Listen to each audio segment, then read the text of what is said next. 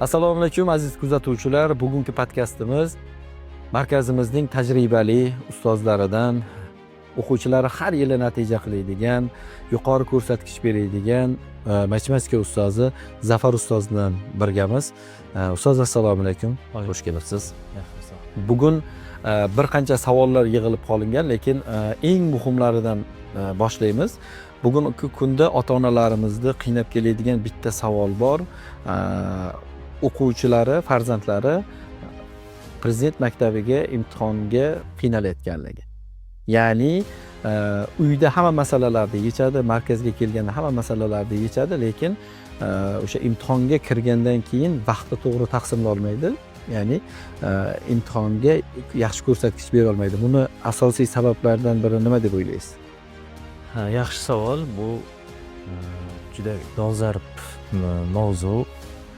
Buni har bir o'qituvchi yoki ota-ona, asosan endi bu o'qituvchi zimmasida testda ishlash jarayoni, test bilan ishlash jarayonida, ya'ni eng katta narsa vaqtni to'g'ri taqsimlash. Ya'ni qiyin savolga diqqatni ko'proq berib 10 minut, 15 minut vaqtim ketib qolishi mumkin. Shuning uchun men o'quvchilarimga ham yoki imtihon oldi kirayotgan o'quvchilarim hammasiga tavsiyalar berib kelaman. Bu tavsiyalar shundan iboratki, mana imtihonga kirdingiz. Imtihonga kirgan payti savollar tarqatildi. Savolni mana qo'liga oldi, test kodlarini bo'yab bo'ldi. Endi demak ishlash jarayonini boshlaydi. Ishlash jarayoni mana men namuna olib keldim. 30 talik test bo'lsin. Masalan, Prezident maktabini asosiy imtihoni. Saralash imtihoni bo'lsin. Saralash imtihonida 30 ta test berilsa, masalan, birinchi savolni boshladi ishlashdi. O'quvchi birinchi savolni ishladi. Xo'p, mana buni test kodini bo'yagandan keyin bir chetga olib qo'yadi buni. Bu shart emas hozircha. Keyin birinchi misolda ishladi. Masalan, C javob chiqdi. Ikkinchi misolda ishladi, B javob chiqdi. Uchini bir ishlab ko'ryapti, chiqmadi.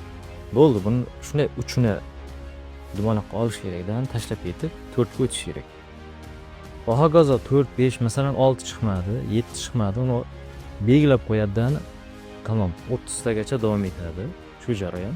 Chiqmaganlarni savolni belgilaydi, chiqqanlarni variantini belgilaydi. Endi shoshmasdan, agar tushunmagan savol bo'lsa qayta-qayta o'qish kerak. Keyin bir sirama ko'rib bo'ldimi, qaytib boya belgilagan savollarni qaytadan endi qaraydi. Masalan, 30 ta savoldan 8 ta chiqmadi. Deylik. Endi o'sha 8 tani boshlaydi qaytadan tahlil qilib. Vaqt o'zi masalan bitta savolga 2 minut vaqt belgilangan bo'lsa, demak 30 ta savolga 1 soat. 1 soat u yerda bolaga mana o'y bilan kiradi, psixologik bosim bo'ladi. Bu yoqda ota-onalar natijaga qarab turibdi yoki ustozlari, yaqinlari, qo'ni-qo'shni bor. Hammasini u bosim bo'ladi u bolaga.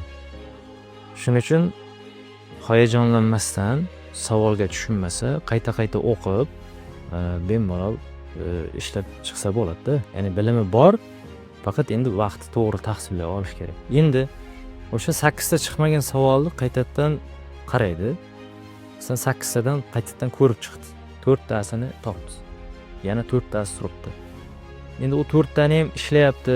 O'sha paytda g'oya kelmay qolishi mumkin. Misolda yechilish usulini topolmasligi mumkin. Javoblardan foydalansa bo'ladi.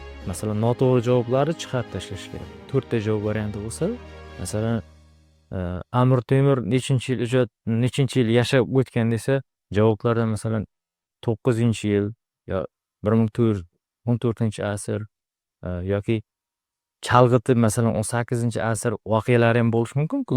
Shularni masalan 9-asr chiqarib tashlaydi. Masalan 18-asr chiqarib tashlaydi. Ya'ni yaqin javoblarni olib qoladi. Masalan, ikkita olib qolsa ham 50-50 deganda. Noto'g'ri javob chiqarib tashlaydi. Shu bilan ham yoki javoblardan masalan tenglamani yeching degan bo'lsa, har bir noma'lumni o'rniga qo'yib hisob-kitob qilsa bo'ladi, agar ishlayolmagan taqdirda. Shunday qilib, mana hamma savolni demak hali vaqtini aytib turadi nazoratchilar. O'quvchilar 20 minut qoldi. O'quvchilar 15 minut qoldi. Demak, bo'yashni boshlanglar. Ulgurmay qolasizlar. Shundan keyin bo'yashni boshlash kerak. Bizda o'quvchilar birda ishladimi, birda bu yoqqa bo'yaydiganlar bor-da. U noto'g'ri. Demak, savolni birinchi javobini topib olib, alohida yechib olib, demak, test kodini bo'ldi, bo'yadi, test kodlarini bo'yadi. e'tiborli bo'lasizlar, hurmatli o'quvchilar, hurmatli ota-onalar. Shuni chekkaga olib qo'yadi-da, ishlashni savollar kitobidan boshlaydi. Oxiri bo'yashni boshlanglar deguncha savollar kitobi bilan shug'ullanish kerak. Bo'yashni boshlanglar deb aytadi, keyin javoblar varaqasiga bo'yaladi. Ungacha mana belgilab ketdik-ku chiqmaganlar. Ular ustida bosh qotirish kerak. Unda vaqt to'g'ri taqsimlangan bo'ladi. Masalan, chiqmadi, 6-savol chiqmadi. Bo'ldi. Hammasini ko'rib bo'ldi, 6 qoldi, to'g'rimi? Tavakkal qilib vaqtdan 15 minut, 20 minut oldin chiqib olmas kerak. O'sha 6-savol atrofida o'ylash kerak. 15 minut qoldi, bo'yanglar degandan keyin, bo'ldi, imkonsiz. Demak, qaytadan bo'yaydi. Juda hali vaqt bor. Qarasa, masalan, 5 minut vaqt qolgan. Bo'ya bo'ldi, 5 minut vaqt bor. 6ni shoshmay tursin. 6ni ustida yana bosh qotirsin, javobdan kelsin, har xil variantlarni ko'rsa bo'ladi. Mana shu meni tavsiyam. Endi o'quvchilarga o'zim ham juda ko'p marta imtihonga qatnashganman. Men shu narsani qo'llayman. Shu narsalarni aytasiz. Shu narsani o'zimda qo'llayman-da. Masalan, ishlab ko'rdim, chiqmadi, bo'ldi, tashlab ketaman. Chunki o'sha payt g'oya kelmasa, bu keyingi misollardan masalan, odam dam oladigan misollar bor. Ya'ni javobi chiqsa, odam ruhan ko'tariladi. Agar qiyin savol ustida bosh qotirsangiz, odam cho'kadi pastga, ya'ni kayfiyat tushib ketishi mumkin. Shuning uchun u savollar chetlab o'tish kerak. Ajoyib. Juda zo'r. Yana bitta savol bor, e'tibor bergan bo'lsangiz. Prezident maktabiga demak o'qishga kiradigan o'quvchilarimiz asosan o'zi bilasiz aqlli bolalar bo'ladi, lekin aqlli bolalar bo'lsa ham o'qishga kirishda o'sha imtihonda savollarga qiynaladi. Ya'ni vaqti to'g'ri taqsimlanmaydi. O'sha savolni aniq bilsa ham vaqt yetmay qolayotgandek bo'ladi. Uyda deylik, o'quv markazida deylik, yolg'iz o'sha savollarni yechadigan vaqtida vaqti bemalol. Mana o'sha musobaqalar o'tkazgan paytimizda ham o'zingiz ko'rgansiz. Vaqt bemalol. O'sha yarim soat, 1 soat ham oldin chiqib ketgan o'quvchilarimizni ko'rganmiz. Deb savol bergan paytimizda bilgan savollarim tushdi. O'shaning uchun yechib ketdim. Xo'p, o'sha aqlli o'quvchilar ham kirgan paytida o'sha vaqti to'g'ri taqsimlanmayotganligini, yana boshqa sabablari bormi deylik, aniq misollarni yecha oladi-yu, lekin hayajonlanadi yoki bo'lmasa boshqa. Matematika, mantiq, tanqid fanlardan demak savollar tushadi. Mana shu fanlarga yana qo'shimcha qandaydir bir psixologik fanni ham qo'shish kerak deb o'ylaysizmi? Nima deb o'ylaysiz? O'zi tanqidiy va muammoli masalalarda har tomonlama bolani fikrlashi, endi ular test tuzish jarayonida shularni hisobga olgan. Faqat matematikani bilganlargina yoki kimyoni yoki biologiyani, masalan, boshqa maktablar ham shuni bilganlarnigina olmaydi. Shuning uchun mantiqiy fikrlash, tanqidiy fikrlash, muammoli masalalar, shunaqa savollar qo'shgan.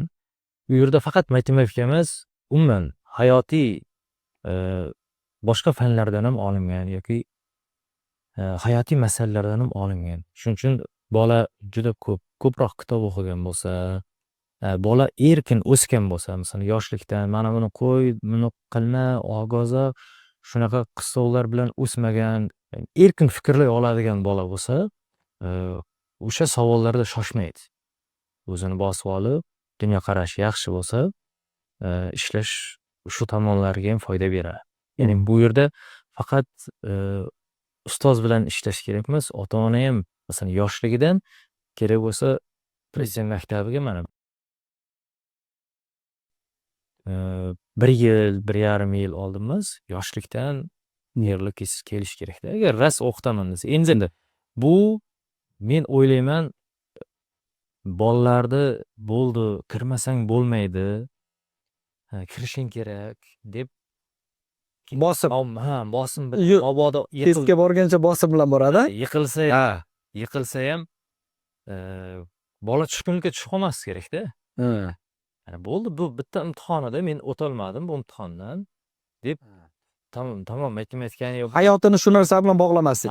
boshqa hammasini Hurmatli ota-onalar, e'tiborli bo'lasizlar mana shu joylariga. hamma narsani yig'ishtirib, shu kayfiyatga tushib qolib, matematikani yig'ishtirib qo'ygan o'quvchilarni ham eshitganman-da. Masalan, Hayotdan xuddi o'sha fan bu o'rgana olmadim deganda hayotdagi maqsadlar tugaganda, hozir masalan 8 sinf, 9 sinf o'quvchilar kelyapti. Matematikaga tayyorlangansanmi desam, ha tayyorlanganman. Qachonman? Shu 4-sinf prezident maktabi topshirgan paytlarim tayyorlanganman. O'shandan beri o'sha tayyorlanishni paraganim yo'q edi. Oshib paraganim yo'q. Bu judayam hurmatli ota-onalar, bu judayam og'riqli masala. Bunga e'tiborli bo'lasizlar. Aynan farzandlaringizni prezident maktabiga kirishing kerak, kirmasang bo'lmaydi degan narsani, hayotini mana shu narsa bilan bog'lab qo'ymaslik kerak. O'g'lim, qizim, Xudo xohlasa kirib ketasan. Agar kira olmaydigan bo'lsang, hech qisi yo'q. Bu katta muammo emas deb motivatsiya berib ota-ona tarafidan demak qo'llab-quvvatlab tursangiz, demak Xudo xohlasa nasib qilsa kirib ketadi. Yana bitta savol bor, Zafar ustoz. Ota-onalarimizda yana shunaqangi savollar kelyaptiki, qo'shimcha tayyorgarlik ko'rmasdan turib ham maktabdagi bazasi bilan prezident maktabiga o'qishga kirsa bo'ladimi? Men tayyorgarlikka bermasam ham bo'ladimi? Farzandim maktabda yaxshi o'qiydi, baholari 5, ustozlar maqtaydi degan savollar bo'ladi. Bu savolga qanaqa qaraysiz? Bu to'g'risini aytadigan bo'lsam, bu savolingizga, masalan, maktabni qizil diplom bilan bitirdi. Oliy o'quv yurtiga to'g'ridan-to'g'ri qabul qilish bormi hozir? Yo'q. Endi maktabda masalan 5 ga o'qidi, o'sha baribir imtihonlari bo'ladi baribir. Farzandi men 5 ga o'qigan bilan to'g'ridan-to'g'ri borsa olmaydi ular. Sinov test qiladi. Demak, bitta matematikani bilish yetarli emas u yerda. Boshqa dunyo qarash muhim. Bolani fikrlash qobiliyati muhim ularga. Ya'ni iqtidorli o'quvchilarni tanlab oladi ular. Endi test shaklida bo'lyapti bu. Endi test bilan ham kirgan o'quvchilar ham mana televideniyalarda ko'ramiz yoki internet, ijtimoiy tarmoqlarda ko'ramiz. Mana 7-sinf, 8-sinf o'zi natijalar ingliz tilidan, matematikadan xalqaro olimpiadalar natijalarini ko'rsatib boryapti-da. Bu umuman olganda o'quvchilarni ham maktabda mana prezident maktabiga tayyorlanish, masalan 3-chi, 4-chi, hozir ota-onalar olib kelyapti, 2-sinf o'quvchisini olib kelyapti prezident maktabiga. Bahonada qandaydir tayyorgarlik ko'rib olyapti. Maktabda bilim oshyapti. Keyin prezident maktabi har yil ixtisoslashtirilgan maktablar, masalan, men o'ylayman, bular sonini ko'paytirsa, sekin-sekin mana oddiy maktabda hozir o'quvchilar deyarli dars qilishi, hokazo o'qilishi to'g'ri 20% odam o'qir, lekin 80% hali o'qish muhimligi va hokazo his qilmaydi-da. Chunki bola maktab tomonidan ham endi masalan sharoitlar yaratib berilib, ustozlar oyliklari oshirilib, o'qishga targ'ibot yaxshi ketyapti. Bu ixtisoslashtirilgan maktablar sonlari ko'payishi, masalan, oddiy maktabda o'qib yurgan bola bo'ldi, qandaydir tayyorlan, ixtisoslashtirilgan maktab ochilyapti yoki men aytdim, shu maktab ochilyapti. Kirsang, u yerda yaxshi o'qitar ekan, va hokazo bir qandaydir burilish bo'lyapti o'quvchiga. Bu bilimni olishiga yoki o'qishiga bir turtki bo'lyapti. Zo'r. Demak, 70% deylik, foiz bilan hisoblaydigan bo'lsak, 70%ni demak o'quvchi maktabdan, 30%ni demak qo'shimcha, demak to'garaklardan olish kerak bo'ladi. Chunki demak maktabda ham yaxshi o'qish kerak ekan, hurmatli o'quvchilar. Birinchi bosqichda maktabda yaxshi o'qigan o'quvchilar o'tish ehtimoli bor. Katta o'tish ehtimoli. 1 oy, 2 oy ichida tayyor bo'lsa bo'ladimi? Tayyorgarlik ko'rsa bo'ladimi? Endi u jarayonni savollarini ota-ona his qilmaydi. Uni mana imtihon kirib chiqadimi, o'quvchi his qiladi. Agar masalan haqiqatan to'g'ri baholay olib bera olsa birorta o'quvchini, imtihonga kirib chiqqandan keyin mana so'ralsa, qanday savollar qanday ekan desa, va shuni dahshat o'lar edi.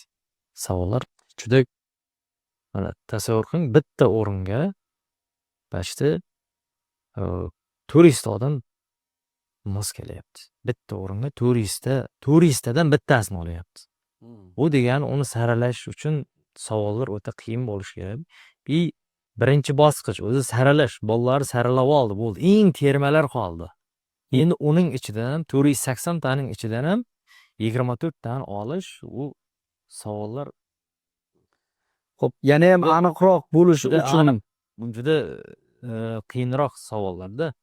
Endi unga tayyorlanish uchun 1 oy, 1,5 oy, 1 yilda kam deyman men. yana ham aniqroq qilishimiz uchun o'quvchilarimiz ham, ota-onalarimiz ham bilishi uchun 4-sinfda tugatib, 5-sinfga o'taydigan o'quvchilarimiz demak Prezident maktabiga o'qishga topshiradi. Hujjatlarni topshiradi. Mana shu 4-sinfda tugatib 5-sinfga o'taydigan o'quvchilarimiz o'zi matematika fanidan nechta kitobni tugatish kerak? Hozirgi kunda demak meni shogirdlarim 5-kitob tugyapti. 5-kitobni tugatyapmiz aka. 5-kitobni tugatadi. 5-kitobni tugatib, men o'ylaymanki, saralash bosqichida o'tadigan o'quvchilarim bor, Xudo xolasa. Endi kech kelgan o'quvchilar bor. Siz aytganday 1 oy oldin, 2 oy oldin, 3 oy oldin ota-onasi olib kelib, ustoz Prezident maktabiga tayyorlanish kerak deb. Hozir ham ko'p ham, men bugun ham suhbatda ham tan olyapti. Endi uyda juda vazifa ko'p berar ekansiz. Bunaqa o'rganmagan farzandim. Chunki men vazifa qilmasa, Telegramga ota-onaga aytaman. Telegramdan yoki bahodan qarab oladi. Juda ko'p vazifa berar ekansiz. Bolam charchab qolyapti deydi. Kech uxlayapti deydi. Bir ish buyursam deydi, mana uni vazifam bor, menga ish buyurmanglar, bo'lmasa ustozim urishadi deb aytayapti deydi. U o'rganmagan. Ya'ni vaqtni o'sha vazifani tayyorlashda ham vaqtni hisobga olmaganda. O'zi men beradigan vazifalarni 2 soatda bemalol tindirib tashlasa bo'ladi. Xo'p, har bitta kitobni tugatishga o'rtacha qancha vaqt ketadi? Mana 5 ta kitob. Bitta kitobni tugatish uchun 1,5 oy vaqt ketadi. 1,5 oy vaqt ketadi, zo'r. Shundan 1,5 oy bo'lsa, qarang. Hali yana tugatish kerak bo'lgan agar 2 ta kitoblar bor, ya'ni 2 ta kitob. Vaqt yetmayapti. Vaqt yetmayapti. Bolalar endi his qilyapti. Masalan, qayerga tayyorlanayotganligini, taqdiri nima bo'ladi? Bu yoqda ota-ona ishonch bildirib turibdi, o'qituvchilar, qarindoshlar endi bir ikkitasi his qilyapti. Endi yaxshilab o'qiyotganlar, vazifani qilib kelayotganlar bor. Ba'zilari hali ushib yuribdi ular. Uchun agar yana ikkita qo'shimcha kitobda ishlasa, masalan, 1 yilda juda zo'r tayyorlansa, yonib o'qisa, o'qituvchi ham, o'quvchi ham 1 yilda ulgursa bo'ladi. Bazasi yaxshi, olishi yaxshi, dunyoqarashi yaxshi bo'lsa 1 yilda. Demak, hurmatli kuzatuvchilar, hurmatli ota-onalar, hurmatli o'quvchilar, demak 2 oyda, 3 oyda demak 5 ta, 6 ta, 7 ta kitobni tugatishda imkoni yo'qligini o'zingiz eshitdingiz ustozimizdan. Ya'ni har bitta kitobni tugatishga demak 1,5-2 oy vaqt ketib qo'yadi. Demak 1 yil vaqtimiz ham yetmaydi. Aynan 4-sinfda tugatib 5-sinfga o'taydigan o'quvchilarimiz, Prezident maktabiga kirmoqchi bo'lgan o'quvchilarimiz demak kamida 1 yil oldindan boshlashimiz kerak ekan tayyorgarlikni. Xo'p, ustoz, yana ota-onalarimiz tarafdan kelgan savollar bor. Bu savollar men uchun ham qiziq. Farzandim 2 ta fanni olsa qiynalib qolyapti. O'zi qaysi fanni birinchi olgani qiziqroq, muhimroq? Matematika fanini yoki ingliz tili fani? Endi umuman hozir umumiy o'quvchilarga emas, Prezident maktabi o'quvchilari. Aynan mana shu 4-sinfda tugatib 5-sinfga o'taydigan o'quvchi. Qaysi fanni birinchi olsa yaxshi? Birinchi savolimiz va ikkinchi savolimiz, 2 ta fanni olsa qiynalib qolyapti, bolam charchab qolyapti degan savollarga qanday javob berasiz? ikkita fanni parallel olib ketgan yaxshiroq. Ya'ni kam-kam har kuni o'rganib. Chunki matematikani boshladi, keyin ingliz tilini, masalan, yangi yilda ingliz tilini qo'shsa, ingliz tili ham katta narsa, undan ham ulgurmay qolish mumkin. Unda u ham yaxshigina ball beradi. Shuning uchun ikkita fanni parallel olib ketish kerak. O'zi boya ham aytdim, ota-ona haqiqatdan prezident maktabiga kirgizaman, tayyorlataman deydimi, 2-sinf, 3-sinfdan boshlash kerak tayyorgarlikda. Bu yer shunchaki maktab emasda. Hozir O'zbekistondagi yoshlarga ta'lim berish sifati bo'yicha eng zo'ri o'sha yer. Hamma e'tibor, katta e'tibor o'sha yerga qaratilyapti. Shuning uchun 2-sinfdan, 3-sinfdan olib kelayotgan ota-onalarim bor hozir. Masalan, 2 hafta oldin 2-sinf qizchani olib keldi. Ustoz, mana sizniki. Bo'ldi. Prezident maktabini tayyorlab bering. Maktabni tayyorlab bering. Qarayapman, savol javob ko'rdim. Juda xursand emas, endi bor. 1-sinfni bitirib kelyapti. 1-sinf yetadi. Bo'ladi. Karajat bilan ozgina biladi, qo'shib berishlarni biladi. Bularni endi etib qadama-qadam Olib borasiz. tayyorlasa, masalan, 2-sinf bo'ldi, matematika o'rgansin. 3-sinfdan boshlab ingliz tili, keyin matematika parallel ketaversa, 4-sinf ikkalasini ham bostirib tayyorlansa, xudo xolasa natijasi bo'lib qoladi, chiqadi. Ko'p shogird chiqargansiz. Shogirdlaringiz ko'p natija qilgan. Yana ham shu ochiqroq savolga javob beraylik. Bolam charchab qolyapti. Bolam charchab qolyapti. Savolimiz ochiq qoldi-da. Bolam charchab qolyapti. Nima qilay? Fanni to'xtataymi yoki bo'lmasam davom etkazaymi? Ko'p shogirdlarni ustoz sifatida qanaqa tavsiya berasiz? O'zi charchab qoladimi bola ilm o'rganganda? Charchamaydi. Avval shu savolga javob beraylik. Charchab qoladimi? Charchamaydi. Fanni o'qigandan. Ya'ni boya yuqorida ham aytdingiz-ku, ko'p misol berib yuboryapsiz. Topshiriqlar ko'payib ketib qoldi. Bolam uxlab qolyapti yozib turgan joyida. Xomush bo'lib qoldi degan gaplarni ham ko'p eshityapmiz. Mana shu savol ochiq qoldi. Demak, javob bersak, demak bu muxlislarimiz uchun ham qiziq. Ikkita fan uchun 3-4-sinf o'quvchi charchamaydi. Charchamaydi. Yo'q. Yozib olasiz, hurmatli ota-ona, charchamaydi. Sababi o'quvchini mana oddiy bir insonni biror qilgan mehnatini uni sal maqtasangiz, Motivatsiya. unga Qo'llab-quvvatlash. motivatsiya bo'ladi. U yana harakat qilgisi, shu ustida ishlagisi keladi. Bu yosh bolalarga uni aytmasangiz ham bo'ladi. Masalan, ota-ona bo'ldi, mana ustozing mana shu kitobni boshlatibdi, bo'ldi, shu kitobdan test olarmikan? Test olyaptimi yoki natija har haftalik yoki oylik test oladi, yoki kitob tugagandan keyin test oladimi? Bo'ldi, mana shulardan tamom, kuchli 1-o'rin, 2-o'rin, 3-o'rin hokazolar olsang, men senga mana shu palon narsani olib beraman. Yoki men senga palon mukofot beraman deb o'sha payti bola bilan ishlab, bolaga ruhan dalda, tetik, ishonch bildirib turish kerak-da.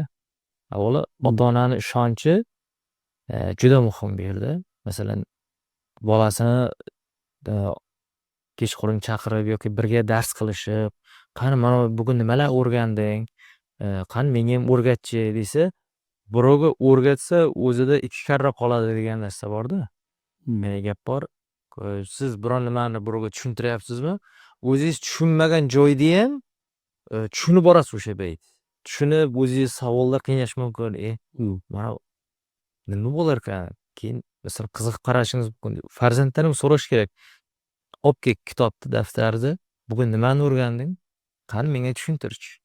Mayli 10 minut ketar, 15 minut ketar, lekin o'sha bola duduqlarni gapirib bersa ham, tutilib gapirib bersa ham, u amallaydi birinchi kun. Endi ikkinchi kun darsga borgan payti, hozir deydi, bu kechga otam so'raydi yo onam so'raydi hozir mendan. Men nimadir deyishim kerak, deb yaxshiroq quloq soladi. Har kuni nazorat qilib borsa, ruhlantirib borsa, ya'ni kichik sovg'achalar, men nimadir bilan mukofotlab tursa, o'zi-o'zidan energiya paydo bo'ladi. Bolalarda energiya dahshat. Psixologiya azobsiz. chunki bola yosh bolalarni maktabda ham o'qisangiz u yoqdan bu yoqqa yugurib masalan oddiy jismoniy tarbiya faniga bitta koptokni berib qo'ysangiz yo ko'chada ham bitta koptokni berib qo'ysangiz 2 soat 3 soatlab to'p tepib beradi, to'g'rimi? U shu koptok yoqqanligi uchun, u xohish bo'lganligi uchun mana shu xohishni fanda ham uyg'otish kerak. Bu sal qiyinroq, lekin Ha, bu qiyin jarayon. o'zi hozir bermoqchi bo'lgan savollarimdan bittasi edi bu. Ota-onalarimizdan ko'p mana shunaqangi savollar ham keladi-da. Men matematikani bilmayman-ku, men ingliz tilini bilmayman-ku, qanday buni tayyorlayman men deb aytadi-da. Boya aytganingizdek, demak, faqat so'rab turish kerak. Ha, Tushunmasa ham demak so'rab turish kerak. Tushunganday turish kerak. qanday turish kerak? Yozganlari bor, o'qituvchi yozganlari. Qani nima dedi o'qituvching? Qanaqangi ham? Bitta savolni masalan, mana bu bosib o'tilgan masa. Nima edi u bosib o'tilgan masa? O'zi aytib beradi bolani, o'zi aytib beradi. Nima edi? Qanday topamiz? Qayerlarda ishlatilar? Oxirida so'rash kerak-da. Tushunmasa ham tushunganday desa bola bilmaydi-ku buni tushunishi yoki tushunmasligini, to'g'rimi? Tushungandek so'rab, qani menga o'rgatchi. Men bizlar o'rganganday paytdagi Biz o'rgangan vaqtlarda. O'zgarib ketmabdimikan? Qani tushuntirishi menga nima deb tushuntirdi buni deb mana shunday so'rab tushuntirdi. Aslida o'zi prezident maktabiga o'qishga kirish osonmi, qiyinmi? O'qishga kirish qiyin, Qiyin. albatta. Mana shu Endi bizlar payti bo'lmagan, balkim yoshligimizda bo'lganda biz ham harakat qilib ko'rgan bo'lardik. Endi menda shunday narsa bor, masalan, oldimga biror vazifa qo'ydimmi, qilishga harakat qilaman. Mayli u kechroq bo'lar, lekin harakatda men to'xtamaganman-da. Shu qilishga harakat qilaman doim.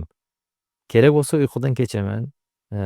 Kerak bo'lsa biron joyga borishdan yoki birov bilan suhbatdan kechib bo'lsa ham shu narsani qilishga shu paytgacha harakat qilib kelganman-da. Bolalarda ham shu narsaga yoshlikdan o'rgatish kerak. Masalan, biror ishni qilyaptimi? Tamom, shuni oxiriga yetkaz. Shuni.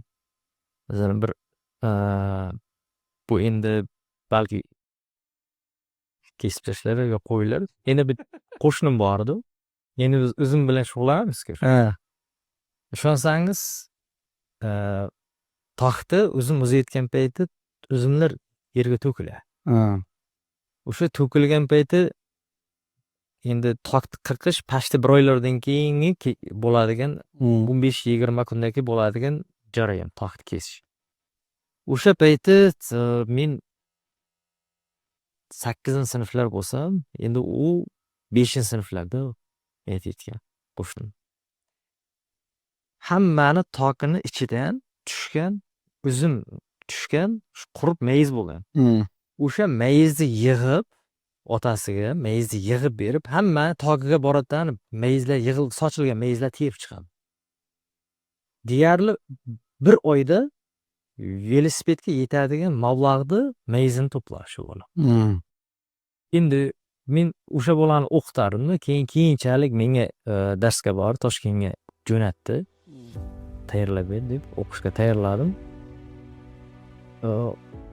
Yoshlikda sen aytarding, sen shu narsani qilgansan, eslaysanmi deyman-da. Hay, bilaman deyapti. Sen bu narsa uning oldida hech narsa deyapti. O'qishga amalladim, epladi, kirdi. Magistraturani Rossiyadan bitirib keldi. Hozir Toshkentda ishlayapti. Ya'ni yoshlikdan tayyorlash kerak demoqchiman. Demak, o'quvchilarimizga, ota-onalarimizga o'zingizni fikrlaringiz, niyatlaringiz. Men prezident maktabiga topshirgan o'quvchilarga kuch-quvvat bersin Alloh taolo. Imtihonda omadini bersin. Mana vaqt ketib tayyorlanib, ota-onasini mablag'i ketib tayyorlanib, shuncha yildan beri mehnat qilyapti. Ya'ni besamar ketmasin. Shularni, ya'ni bu dunyo adolatli, yaxshi o'qidingmi, o'qishga kirasan. Shularga Alloh taolo kuch-quvvat bersin. Imtihonda yuzi yorug', ota-onasini, yaqinlari oldida yuzi yorug' bo'lsin. Shuni tilab qolaman. Demak, hurmatli kuzatuvchilar, hurmatli 4-sinfda tugatib 5-sinfga o'taydigan, prezident maktabiga o'qishga kirmoqchi bo'lgan, niyat qilgan, orzu qilgan o'quvchilarimiz, aslida prezident maktabiga o'qishga kirish juda ham oson. Chunki siz birinchi bosqichdan o'tdingiz, ya'ni niyat qildingiz. Xudo xohlasa, nasib qilsa, orzularingizga yetasiz. Va aynan ota-onalarimiz yana qanaqangi savollar qiynayapti prezident maktabi haqida yoki bo'lmasam o'sha o'quvchilarimizni qo'shimcha to'garaklarga berish to'g'risida, fanlar to'g'risida qanaqangi savollar qiynaydigan bo'lsa, kommentariyada yozib qoldiring. Biz albatta ushbu savollaringizga ham javob beramiz. Aql ziyosi siz bilan birga. Aql ziyosi, aqling ziyosi bilan olamni yorat.